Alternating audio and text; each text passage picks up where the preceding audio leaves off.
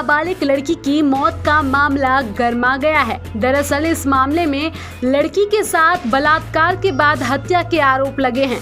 यही नहीं, लड़की के शव का जबरन अंतिम संस्कार भी कर दिया गया।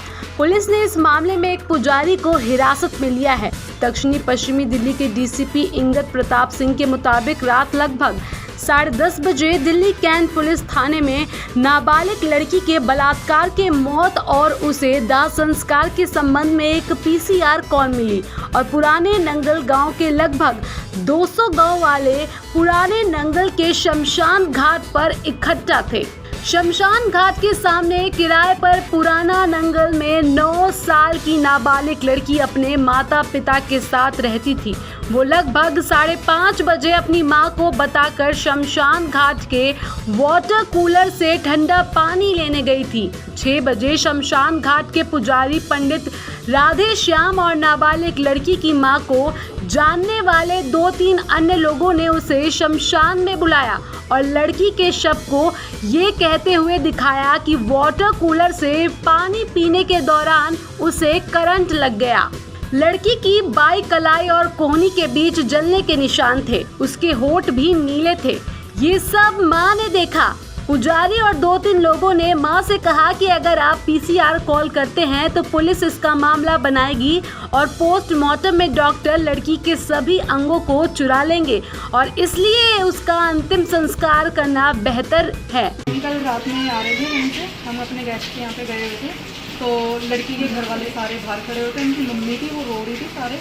तो हमने भी पूछा उनसे भी क्या हुआ क्या नहीं, तो उन्होंने पूरी घटना बताई हमें कि जो उनकी लड़की थी शमशान घाट में पानी भरने गई थी। बच्चे वो वहाँ पे अक्सर खेलती रहती थी और वो यहाँ पे रेंट पे रहते हैं हमारे घर के साथ में। तो जो उनके बच्चे थे उन्होंने बोला कि पंडित ने उसको जला दिया। पंडित ने उसको जला दिया, ये तो गलत किया ना, फैमिली से बिना कुछ उनको जला दिया। अगर बच्चे को करंट लगाता है कुछ भी तो उसको हॉस्पिटल लेके जाना चाहिए था, जो कि पंडित ने ऐसा कुछ भी नहीं किया। ठीक है, माँ बाप नहीं समझते उस चीज़ को, अगर माँ बाप उनको नॉलेज नहीं है या कुछ भी नहीं है, पंडित को तो नॉलेज थी इस चीज़ की, उनको लेके जाना चाहिए था उनको हॉस्पिटल, जो कि वो नहीं लेके गए। तो इससे बच्ची को उन्होंने बिना पूछे जला दिया, ना किसी गाँव वालों को खबर दी, ना उनके माँ बाप को, चुपके से माँ बाप को बता दिया, कुछ पैसों का लालच दे दिया, जिससे कि बच्ची को सीधा जला दिया उन्होंने। और इस चीज़ की जानकारी किसी को नहीं दी गई, तो जिससे कि पंडित पे ये है आरोप कि उन्होंने उसका रेप किया। क्योंकि करंट लगता बच्चा अगर कुछ भी है तो डॉक्टर के पास लेके जाना चाहिए था, पुलिस को इन्फॉर्मेशन देनी चाहिए थी, जो कि किसी ने नहीं दी। और ये हमें भी लग रहा है कि कुछ गलत है, बच्चे के साथ कुछ गलत हुआ है, जिससे कि उसको बिना पूछे बिना दिखाए किसी को भी जला दिया। अब अधिकारी को सस्पेंड डिसमिस किया जाए और पुलिस ने गलत फहमी में जो गलत काम किया है उसकी पूरी वेरिफिकेशन हो।